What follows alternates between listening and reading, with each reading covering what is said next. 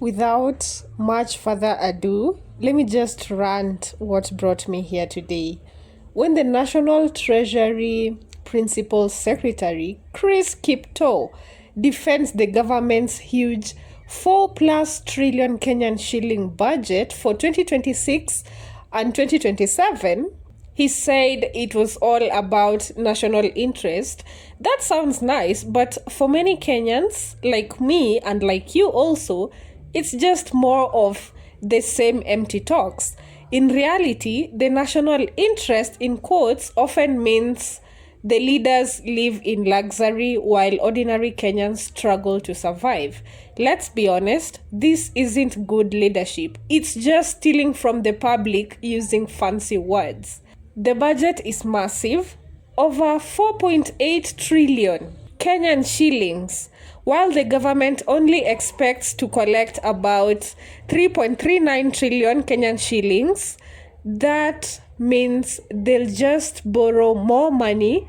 Kenya is already deep into debt, but the government keeps spending like there's no tomorrow and borrowing even more. This creates a cycle where future generations will be stuck paying for today's wasteful spending. So, what does this national interest really fund? President William Ruto keeps flying in expensive private jets, costing millions per trip, while the official presidential jet sits unused and aging in a foreign country. Some say friends pay for these trips, but it's clear taxpayer for footing much of the bill. While regular Kenyans walk or squeeze into crowded matatus, the president enjoys private luxury flights. This isn't leadership, it's entitlement. And on the other hand, the deputy president, Kithure Kindiki, also spends hundreds of millions a year on helicopters. Some days, the bill is as high as 8 million Kenyan shillings for just one day of flying. Are these trips really necessary? Meanwhile, rural hospitals don't have enough medicine, the roads are falling apart, but the DP's office treats helicopters like taxis. This isn't public service. It's a waste of public money. Now, look at education. That is another sector. Public school gets as little as 95 Kenyan shillings per student, and that is per term. That's not enough for even a basic meal, let alone books and supplies. Classrooms are overcrowded, teachers are underpaid, and schools are falling apart. The government claims education is a priority, but it's clear the money isn't going where it's needed. How can they say they care about national interest when they neglect the country's children?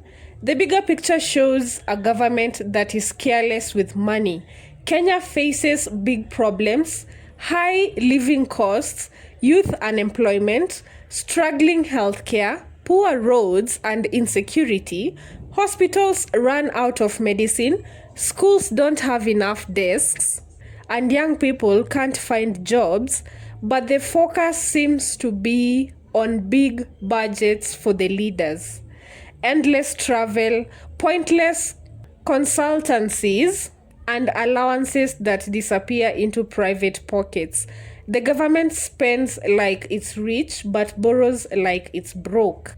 This means more taxes and higher prices for ordinary Kenyans, while the wealthy live comfortably. When anyone criticizes these problems, they are called enemies of development or tribalists. But the facts are clear. Huge amounts of money go to pay off debt instead of helping people. Every shilling wasted on a luxury flight could have gone to farmers, hospitals, or classrooms. Calling this national interest is just a way to avoid responsibility. Think about the human cost. Like, the mother in Kibera must choose between food and school fees. A farmer's produce goes to waste because roads are unstable. A doctor has to ration medical supplies. A graduate can't find a job. Imagine studying for more than 15 years, actually 16 years. You study in baby class, like the 844 system. Imagine studying for all those years and then you graduate and there is no job at all. Meanwhile, the political elite builds mansions, import fancy cars, and take vacations abroad, all paid for by the public and local lenders. Kenya's debt is becoming unmanageable, with billions owed to foreign and local lenders.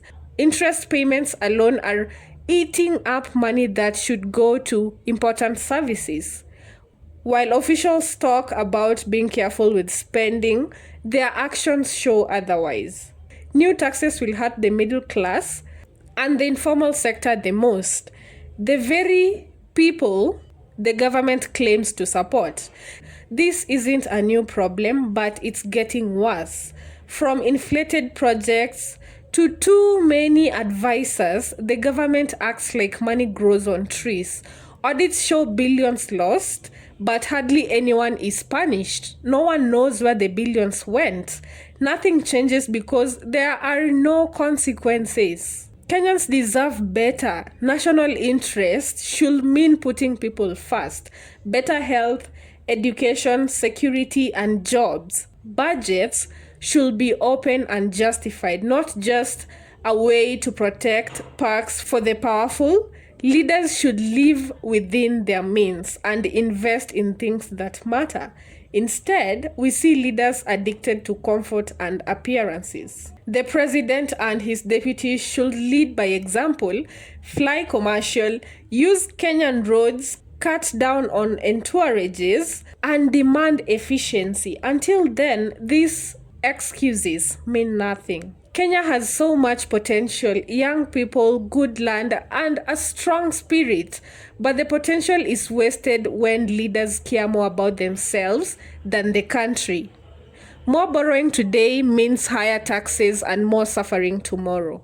As this bloated budget goes forward, Kenyans should demand real change. Cut luxury at the top, invest at the bottom, audit every flight and expense, link perks to real results in fighting poverty and debts, fund schools and hospitals properly, build infrastructure, and actually help people. A government that spends like the rich and borrows like the poor will eventually fail. The national interest excuse only serves the elite, not the people.